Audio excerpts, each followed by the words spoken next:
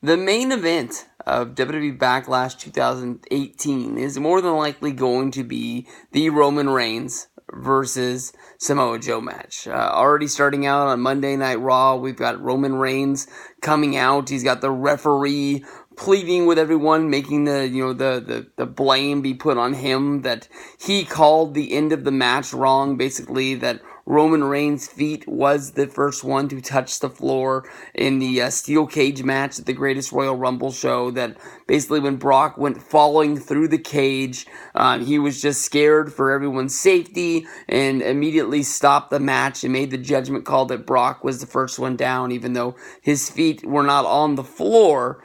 Just to basically stop the match. WWF, if you go back to the old days during the baseball strike, I believe of 93, they actually tried using instant replay in the WWF, but it did not stick.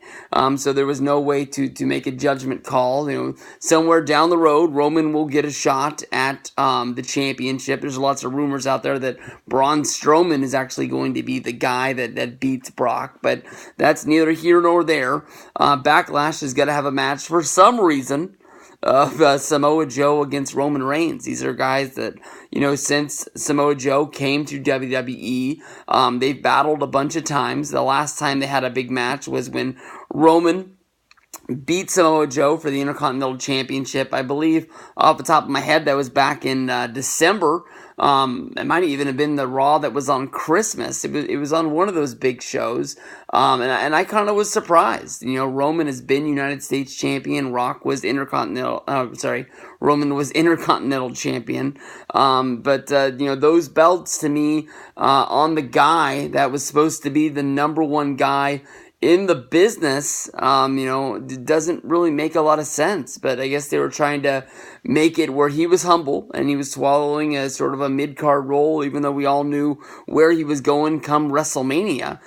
This match to me doesn't make a lot of sense, seeing how because of the brand split, Joe is sent to SmackDown. Where he's going to be probably one of the top guys on the card over there. But they just wanted to get this match in one more time. It's, before Survivor Series, it's the last time we're going to see SmackDown versus Raw. We're also going to be getting The Miz versus Seth Rollins for the Intercontinental Championship. Even those guys were both shown different directions. To me, I think that this match was put together too soon.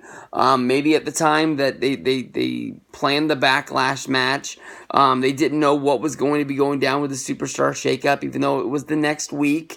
And, we already had one match, the Orton versus Jinder match, that was thrown out the window.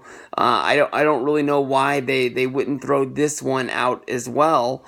But we'll see what happens. I don't know, the thing off the top of my head is that they use Brock, and Brock shows up and actually beats up Roman to sort of put more "I beat you" on him. But to bring Brock in for a non-Monday Night Raw, an actual pay-per-view show, just to do a run-in, seems like it's going to be a lot of money. It's not my money. I don't know why it would matter. It just seems to always be that's what it comes down to with Brock, is that you don't want to waste his television appearances or his contract dates on non-wrestling things, unless it's to build up a show.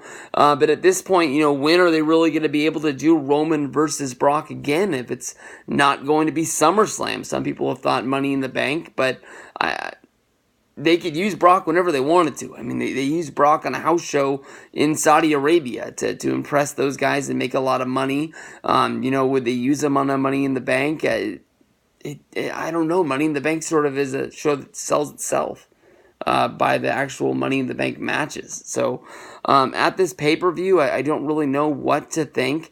They are sort of building on a Roman Reigns losing streak as of right now, him losing at WrestleMania, him losing at the Greatest Royal Rumble. So does he lose again? And that's sort of how he gets passed up as being the number one contender, and then it goes to a guy like Braun Strowman, and Roman goes into another feud.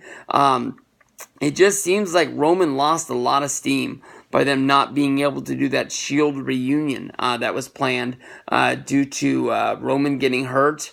What was it? I can't remember what happened to Roman.